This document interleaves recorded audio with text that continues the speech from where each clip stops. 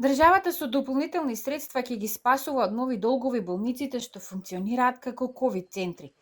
Тие пари треба да им помогнат да се покријат големите трошоци за лекови и кислород во претходниот ковид бран.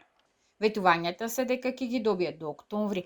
Ако не добијат пари на сметките, тоа ќе се одрази на нивното понатамошно финансиско работење.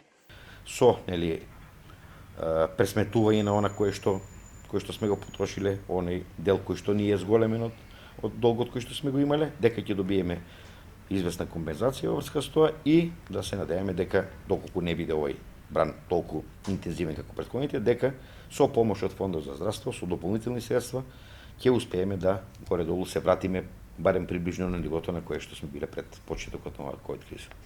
Растот на бројките на заразени ја пополни Штипската модуларна болница речиси до последен кревет.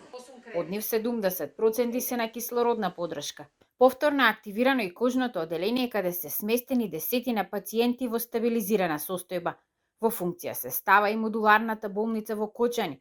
Од Штипската клиничка болница велат дека засега состојбата не е критична како во другите градови од државата, но се подготвени веднаш да се реорганизираат ако за тоа има потреба. Секојаш може да случи да нагло дојде до рапидно зголемување на бројката и на пациенти за прелет и на пациенти кои што ќе имаат потреба да бидат хоспитализирани, така да ние сме спремни во очекување на тој бранш. Неделава треба да биде поставен и централен довод на кислород во зградата на инфективното оделение. Неговата реконструкција е во завршна фаза и тоа се подготвува за евентуален прием на пациенти.